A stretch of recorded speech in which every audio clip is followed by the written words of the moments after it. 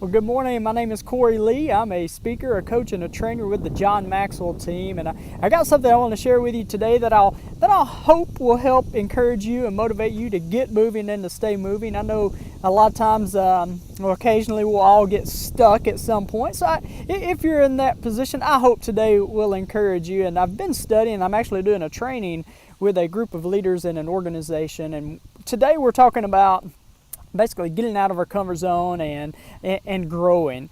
And there's this law called the law of the rubber band that we're going over. And basically the law of the rubber band says that growth stops when you lose the tension between where you are and where you could be. So growth stops when you lose the tension between where you are and where you could be. And if you think, and the reason it's called the law of the rubber band, you think about a rubber band. And you think of all the uses of a rubber band. You stretch it and can hold some stuff together. You can even put a little spitball in it and stretch it and shoot it at your best friend across the hall, right? But if you think of a rubber band, the only time it is ever useful or good is whenever it's stretched. It's no good whenever it's just floppy and flimsy right there on the ground, right, or on our table. It's only good whenever it's put on a stretch. Well, the same for us is we're only growing and stretching and becoming better as we put ourselves in positions where we have to stretch, where we get out of our comfort zone. And I've got a quote here by Somerset Maugham. It says, "Only a mediocre person is always at their best." And that is, one more time, only a mediocre person is always at their best.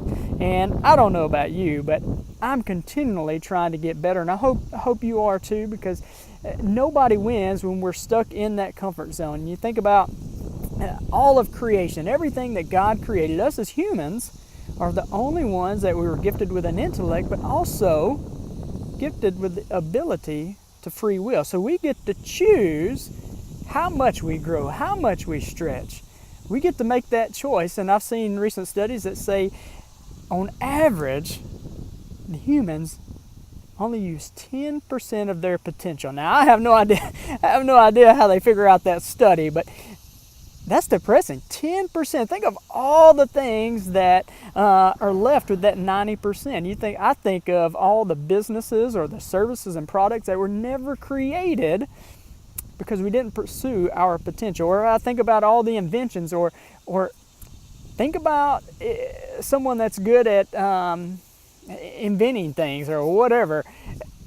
Who knows that? How do you know that somewhere locked in your mind is the idea or the key to cure cancer? How do you know that's not within you? And we could have already found that, but a lot of times we hold our potential back. We hold back what we're capable of doing. And if you look at all the other creation that God has and that He has created, I look at that tree across the parking lot over there. That tree is going to grow to its fullest potential. It's going to grow as tall as it possibly can. Its limbs are going to reach out and stretch out as far as they possibly can. It's not going to look at the pine tree next to it and say, "Well, Sally, the pine tree is only growing to 8 foot.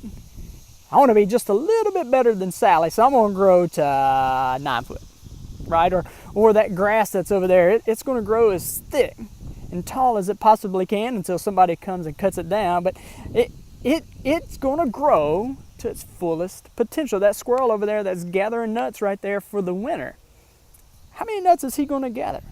He's going to gather all of them, right? He's going to gather all of them. He's not going to grab 2 pawfuls and take them back to his tree and store them for the winter and say, "You know what? That's a little more than last year. I think I'm good enough." He's going to go back for all of the nuts, right? But us as humans, we have the opportunity, we have the intellect, we have the free will, so we get to choose how much. And a lot of times we limit our potential and limit what we're capable of doing. So I hope today will encourage you to take action. I want to read you something with the study that we're doing with this leadership team, but this is pretty amazing. All right, so I'm just going to read it to you. And it talks about being average. And the big A word, I call that the big A word, is something that I cannot stand. And the big M word, mediocre, right? Those are two words I don't like. But I want to read this to you. So it says, average is what the failures claim to be when their family and friends ask them why they are not more successful. Average is the top of the bottom, the best of the worst, the bottom of the top, the worst of the best. Which of these are you? Average means run of the mill, mediocre, insignificant, and also ran and non-entity. Being average is the lazy person's cop-out. It's lacking the guts to take a stand in life. It's living life by default. Being average is to take up space for no purpose and to take trip through life, but never to pay the fare to return the interest for God's investment in you. Being average is to pass one's life away with time rather than to pass one's time away with life. It's to kill time rather than to work it to death. To be average is to be forgotten once you pass from this life.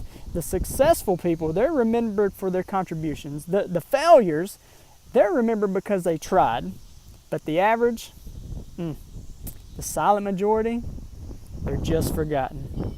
To be average is to commit the greatest crime one can against oneself, against humanity, and against one's God. The saddest epitaph is this: here lies Mr. or Miss Average. Here lies the remains of what might have been, except for their belief that they were only average. I don't know about you, but some of that was very depressing, and to think to live life by default and allow life to happen to you instead of making the conscious decision to allow life to happen through you. So I hope today that you will choose not to be average. Look for opportunities to fulfill your God-given potential and those gifts, talents, and abilities that you have. A lot of times it's best to have a third-party person, maybe a friend or a mentor or a coach. And if you're in that position, I would love to come alongside of you and help you. Having that third-party person that can speak into you really makes a difference, because you think about the other day, I had my sunshades on the top of my head and I was running around and I was looking for my sunshades, and my wife, she really couldn't take me serious because she thought I knew them I had them on my head, and I was just frantically searching for them. I was getting frustrated, but she could see what I could not see, right? It's like the tip of my nose.